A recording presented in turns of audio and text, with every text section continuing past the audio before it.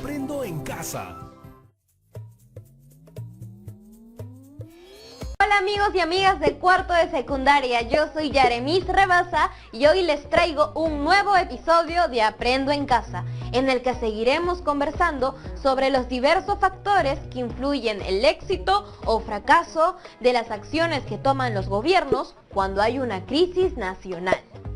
Por ejemplo, ahora que vivimos la pandemia de la COVID-19, hemos visto que por un lado están las políticas sobre estrategias de prevención del contagio y por otro lado están los avances científicos y tecnológicos necesarios para descubrir tratamientos adecuados para la infección. Me llama la atención que muchos usan palabras como de guerra y que hay que vencer y ganarle al coronavirus. Me pregunto, ¿será que una pandemia puede originar una crisis tan fuerte como una guerra? A simple vista, una puede pensar que son cosas distintas, pero lo que es difícil de negar es que ambas tienen consecuencias en nuestra convivencia y en la economía de las familias, por lo que es importante pensar estratégicamente y movilizar recursos de todo tipo para que el menor número de personas sea afectado. Para hablar sobre las estrategias que se implementan en medio de una crisis, hoy seguiremos aprendiendo sobre la guerra con el Ecuador. Porque durante esta guerra, el gobierno peruano incorporó nuevas tecnologías militares, tanto como para la aviación, como en el paracaidismo y en la artillería. A partir de este evento histórico nos preguntamos, ¿cómo influyeron los recursos humanos y económicos en el resultado de la guerra con el Ecuador? Y reflexionamos sobre cómo nuestro país está buscando consolidar su convivencia y economía hoy. Hemos visto, por ejemplo, cómo las familias de distintas regiones se han reincorporado a sus actividades económicas. Veamos entonces el siguiente video de Sucedió en el Perú y sigamos aprendiendo sobre nuestra propia historia. Adelante.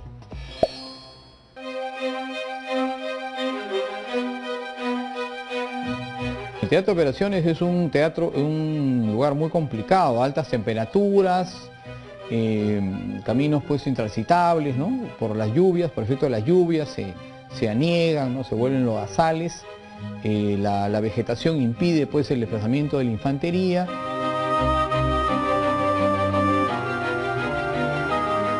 El 14 de julio de 1941, el ministro de Guerra le comunicó al general Ureta que, conforme a lo acordado, era hora de lanzar al ataque al agrupamiento norte.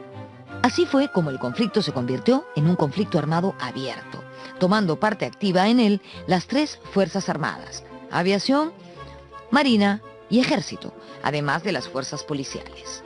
El objetivo era controlar la zona de donde provenían las incursiones al Perú. El agrupamiento norte tenía pues componente terrestre, ¿no? Que eran la primera división ligera, la octava división ligera y tenía también un componente naval, ¿no? Que tenía dos fragatas, ¿no? La Villar y la Guise y submarinos, lanchas torpederas y también un componente aéreo, ¿no? Estas tropas estaban con lo más moderno de la tecnología de esa época, del año 41. El encuentro militar decisivo se libró en Zarumilla, el 23 de julio de 1941. Las fuerzas peruanas eran mayoritarias y estaban mejor equipadas que las ecuatorianas. Se trató de una suerte de operación relámpago. El general Ureta fue el artífice de esa ofensiva, que incluía el uso de blindados y de unidades aéreas y navales. La primera división ligera, que actuaba en Tumbes, se dividió en 4 destacamentos. Porque el frente era extenso, era extremadamente extenso, y la zona era de una vegetación densa y de comunicaciones muy pobres, por lo que se tuvo que armar 4 destacamentos que iban a actuar en forma independiente. Es por eso que decimos que la batalla de Zarumilla es el conjunto de acciones aisladas, pero dirigidas, centralizadas, que permitieron la recuperación de nuestra frontera. Cuando las tropas peruanas atacan, gran parte de la tropa era del sur, eran indígenas, ¿no? Muy cetrinos, y atacaban con casco de corcho japonés. Entonces en el Ecuador se pensó que había tropas japonesas atacando el Ecuador, ¿no? Y eso apareció en los periódicos, ¿no? Obviamente se desmintió y la propia embajada japonesa lo desmintió, ¿no? En plena guerra llegó al teatro de operaciones un equipo cinematográfico encabezado por Kurt Hermann. Con el apoyo del Estado Mayor del Ejército Peruano, se dispusieron a grabar varias escenas del conflicto que serían emitidas en un noticiero propagandístico en las salas de cine de nuestro país. Recopilaron tanto material que al final decidieron hacer un documental. Grabaron a los paracaidistas cayendo en Machala, el bombardeo aéreo de Puerto Bolívar, al ejército peruano cruzando el río Zarumilla, en fin, una cantidad de cosas. Un material de un valor incalculable en este siglo. Este valioso material fílmico nos muestra las innovaciones del ejército peruano, desde la participación de paracaidistas para tomar la localidad de Puerto Bolívar de la provincia ecuatoriana de El Oro, hasta el uso de tanques en la ofensiva sobre la zona fronteriza del territorio ecuatoriano. Además de motociclistas, artilleros, caballería, instalación de centrales telefónicas para establecer comunicaciones, trabajos topográficos y también trabajos de ambulancias y recojo de heridos en el campo de operaciones.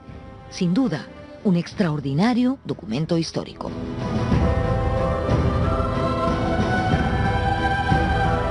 La campaña de 1941 tiene muchas innovaciones. Es la primera vez que se emplean blindados, ¿no? Como ya indiqué, en América. La primera vez que se emplean unidades blindadas para hacer una operación ofensiva de explotación. Y es la primera vez que también se emplean en América tropas paracaidistas, ¿no? Y llegaron a Puerto Bolívar, tomaron ese objetivo y pudieron hacer una especie de reunión rápida con las fuerzas blindadas que ya venían progresando desde con la intención de conquistar Machala.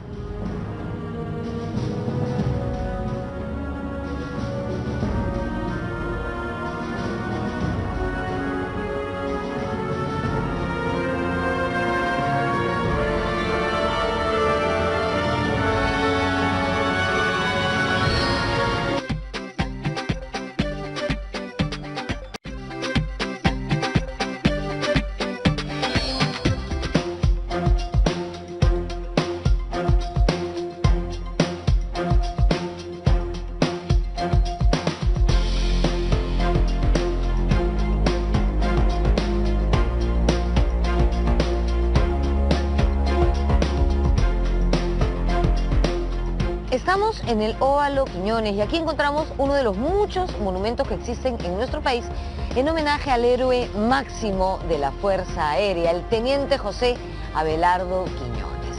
Este monumento fue inaugurado en el año 1991 conmemorando los 50 años del sacrificio del joven aviador.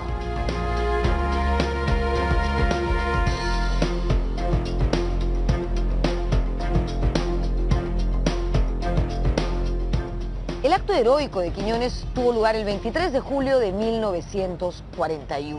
Él formaba parte de la escuadrilla 41 de caza y a bordo de su avión se dirigió a atacar el puesto militar de Quebrada Seca, un puesto importante de los ecuatorianos. Resulta que llegando allí hizo un descenso para lanzar sus proyectiles, pero su avión fue impactado por la artillería enemiga y entonces comenzó a caerse. Quiñones, lejos de abandonarlo saltando en paracaídas, decidió estrellar su avión contra el puesto militar. Esa acción lo convirtió en el héroe que hoy honramos.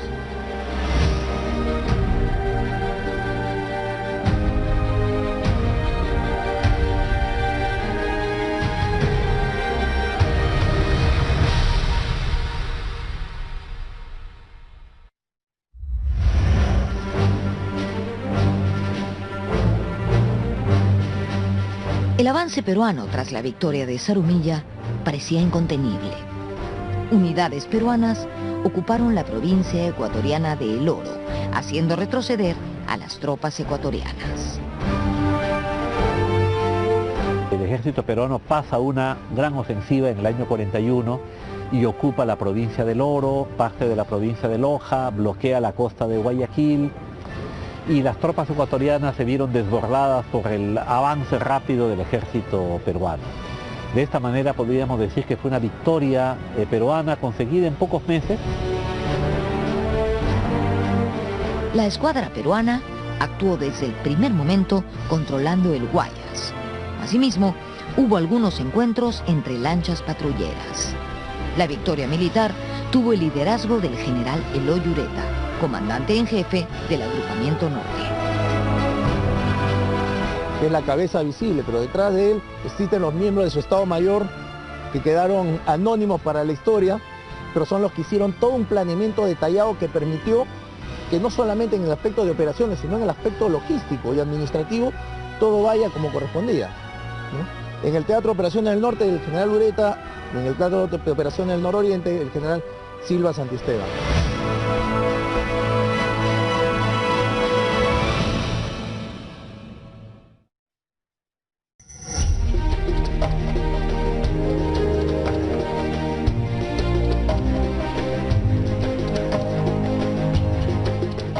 En el conflicto de 1941 destacaron varios personajes militares. Sin duda, uno de ellos fue el general Eloy Ureta. Él fue comandante en jefe del agrupamiento del norte y su actuación fue decisiva para conquistar la victoria. Por ello, el 18 de enero de 1946, el Estado le otorgó el título honorífico de mariscal. Desde entonces, nadie más lo ha recibido.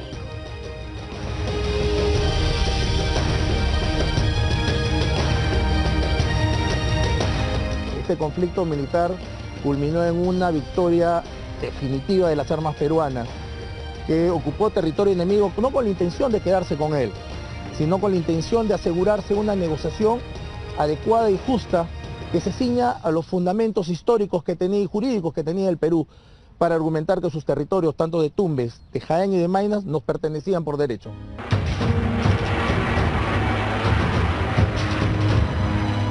La intervención de los Estados Unidos, Brasil y Argentina detuvo el incontenible avance peruano, impidiendo así que se concreten las planificadas fases sucesivas. Se decretó un cese al fuego, pero a pesar de ello, continuaron los enfrentamientos. Uno de estos se produjo el 11 de septiembre de 1941 en Porotillo, Ecuador, donde efectivos peruanos fueron emboscados. Allí murió el héroe Alipio Ponce, destacado teniente de la Guardia Civil. Ponce había participado valientemente en la batalla de Zarumilla y en las acciones de Carcabón y Huavillos. Tenemos muchísimos héroes, ¿no? El teniente Joile, Astete, el mayor Novoa y una serie de oficiales, Alipio Ponce, del Titán de Carcabón. Este caso particular es para resaltar que no solamente fue intervención de nuestras Fuerzas Armadas, nuestra Guardia Civil tuvo un papel importantísimo, ya que actuó en todas las acciones, permanentemente, en forma conjunta con nuestro ejército y con el apoyo de nuestra aviación y nuestra marina, ¿no? Los países mediadores, Estados Unidos, Brasil y Argentina, lograron hacer que el 2 de octubre de 1941, Perú y Ecuador suscribieran el Acta de Talara. En virtud de ella, se creaba una zona desmilitarizada entre los ejércitos de ambos países y además, estos se comprometían a abstenerse de realizar operaciones bélicas de toda clase. En el marco de la conferencia para reaccionar como continente frente al ataque de Pearl Harbor, los países mediadores, Estados Unidos, Brasil, Chile y Argentina, facilitaron el 29 de enero de 1942 en Río de Janeiro la firma del Protocolo de Paz, Amistad y Límites entre Perú y Ecuador. Sí, nosotros popularmente conocemos este protocolo como el Protocolo de Río de Janeiro, porque fue firmado en esa ciudad y, como ya dije, los garantes del protocolo fueron Estados Unidos, Chile, Brasil y Argentina.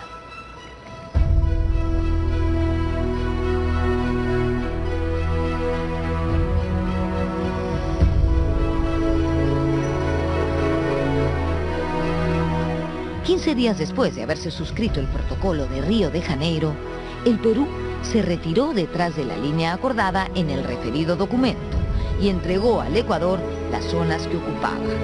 Las autoridades civiles ecuatorianas ejercerían jurisdicción en las zonas que habían quedado desocupadas y desmilitarizadas en su territorio hasta que se diera la demarcación final.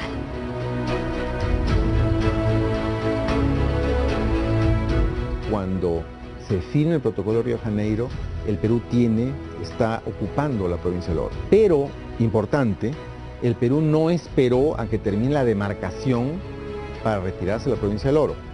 Se retiró antes, ¿no? Es un tema un poco polémico, pero quiero subrayarlo con el propósito de destacar la buena fe peruana de retirarse de un territorio ocupado, porque el Perú no quería apoderarse de ningún territorio, simplemente quería garantizar los territorios donde había población peruana.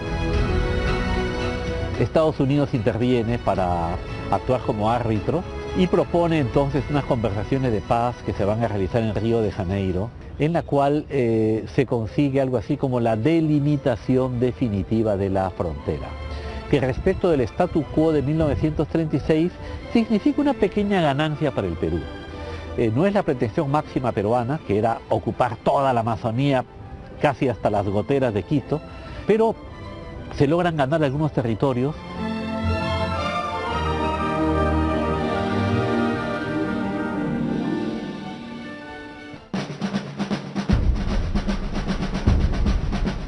El protocolo de Río de Janeiro estableció una frontera definitiva entre Perú y Ecuador, cuya delimitación estaría a cargo de una comisión mixta.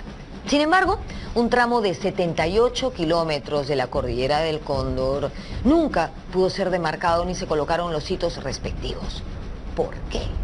Por la dificultad geográfica del terreno y también porque desde 1951 Ecuador no se mostraba como muy dispuesto a hacerlo. Ante esta situación, años después, Ecuador volvería a presentar reclamos al Perú y renacerían las tensiones. Las tropas peruanas victoriosas participaron de un desfile en el Estadio Nacional de Lima. Este acontecimiento fue registrado en el documental Alerta en la Frontera, que finalmente no se estrenó en las salas de cine. El motivo fue que el gobierno peruano no quería entorpecer las negociaciones de Río de Janeiro. Ese material salió a la luz hace muy poco, luego de más de 70 años de ocurridos los hechos.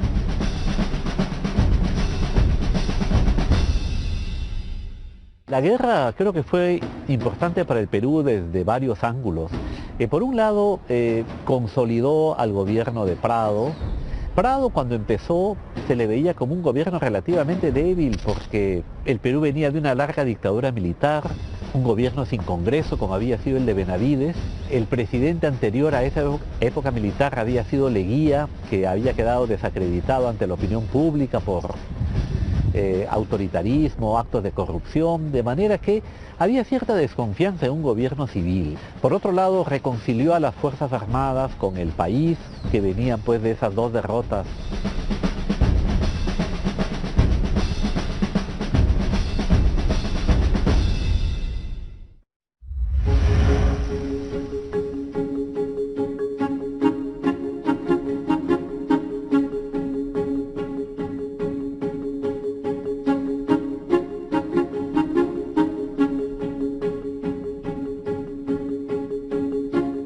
En 1945 fue inaugurado este conjunto escultórico en homenaje a los caídos del 41, que, como les dije al inicio del programa, está en el Campo de Marte. Fue obra del artista peruano Artemio Ocaña.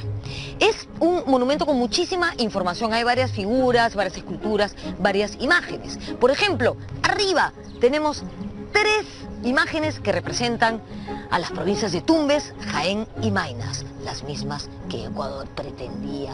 También hay representaciones de la justicia, de la patria, del derecho y de la confraternidad americana como símbolo de paz entre las naciones. De verdad, les recomiendo que se den una vueltita por el Campo de Marte para visitarlo.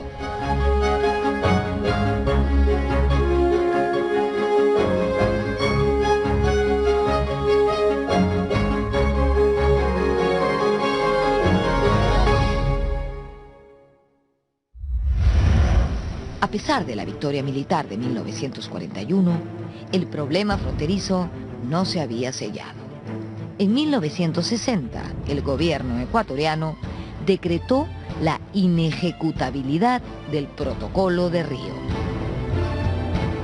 La estrategia ecuatoriana consistió en señalar que había un accidente geográfico que no había sido considerado durante las negociaciones del Protocolo Río de Janeiro, que era el río Cenepa.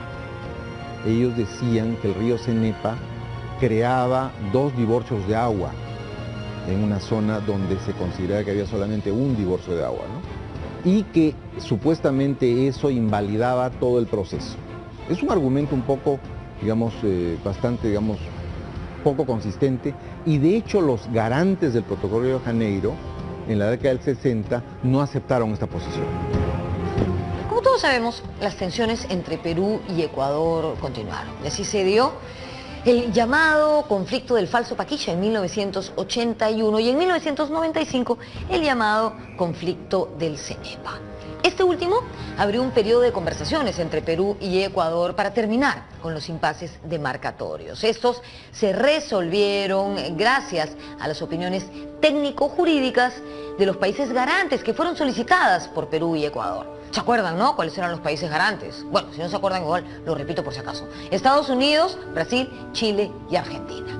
Finalmente, el 26 de octubre de 1998 se suscribió el Acta de Brasilia, que fue firmada por los presidentes Alberto Fujimori, del Perú, y Yamil Mahuad, del Ecuador. En mayo de 1999 se puso el último hito de la frontera, por fin, cerrando el conflicto que habíamos tenido con Ecuador durante tantos años.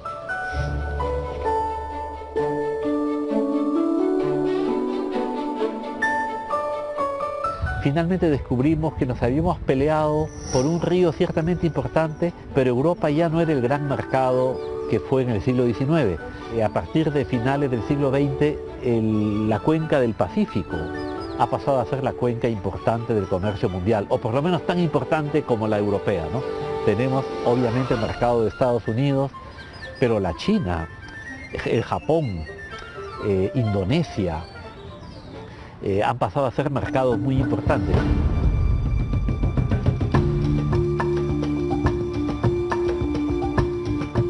Pocos pueblos se parecen tanto como el Perú y el Ecuador. De aquí quizás a 100 años, cuando tengamos la prosperidad de la Unión Europea, ¿no? Cuando pensemos realmente en confederarnos, seguramente los primeros vamos a ser peruanos y ecuatorianos, porque somos pueblos casi gemelos. Esa expresión ha sido empleada por más de un diplomático que ha trabajado allá, ¿no? Para comenzar, tienen costa, sierra y selva, ¿no? El quechua de Quito es compatible con el quechua del Cusco.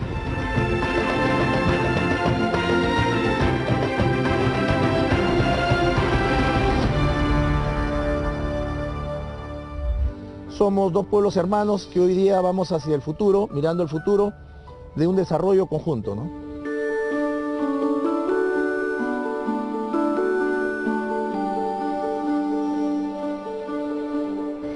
Si bien este programa se ha titulado El conflicto de 1941 y desde el inicio hemos resaltado la importante victoria militar que significó para el Perú, no queremos despedirnos sin destacar las relaciones que tenemos hoy con el Ecuador. Hoy, con el Ecuador, tenemos acuerdos comunes, gabinetes binacionales, y nos relacionamos de una forma que podría servir como modelo para nuestras relaciones con el resto de países limítrofes. Yo, como ustedes, imagino, sueño con un mundo sin guerras, un mundo donde no sea necesario matar a nadie para resolver un conflicto. Difícil, ¿no? Difícil pensar en eso, pero no es imposible. Supongo que tenemos que atender una vez más la educación, porque la educación nos hace más empáticos, más sensibles y, por supuesto, más civilizados. Nos vemos en la próxima. Y estamos de vuelta. ¿Qué les ha parecido toda esta nueva información? Yo la verdad no sabía mucho sobre guerras, pero me ha parecido muy interesante saber un poco más acerca de las políticas que implementaron los gobiernos de turno para hacerle frente a una crisis. Por ejemplo, cómo incorporaron tecnología militar y cómo movilizaron hartos recursos humanos. Ahora seguro se están preguntando, pero Yeremis, ¿y qué tiene que ver todo esto con el Perú de hoy? Pues mucho, porque aunque vivimos en un país que no se encuentra en un conflicto bélico, aún tenemos mucho trabajo pendiente para consolidar una buena convivencia entre peruanos y peruanas. Y es muy importante por eso que los gobiernos sucesivos tomen acción estratégica y movilicen los recursos financieros, humanos y tecnológicos disponibles. Y si pensamos en las circunstancias actuales, movilizar aún más de lo que está disponible y conseguir nuevos recursos, porque la crisis nos exige ir más allá para vencerlas. Y ya casi nos vence el tiempo también, pero antes de terminar quisiera dejarles un reto para seguir pensando sobre todo esto en nuestras casas con nuestros familiares. El reto consiste en hacer un ensayo en el que den y fundamenten su punto de vista sobre cómo influyeron los recursos humanos y económicos que el Perú movilizó en la guerra con el Ecuador. Incluyan su reflexión de cómo el Perú está buscando consolidar su convivencia y su economía. Pueden guiarse no solo de lo aprendido hoy, sino también de las notas que tomaron en el episodio anterior. Y no se olviden de guardar su ensayo en su portafolio, ya que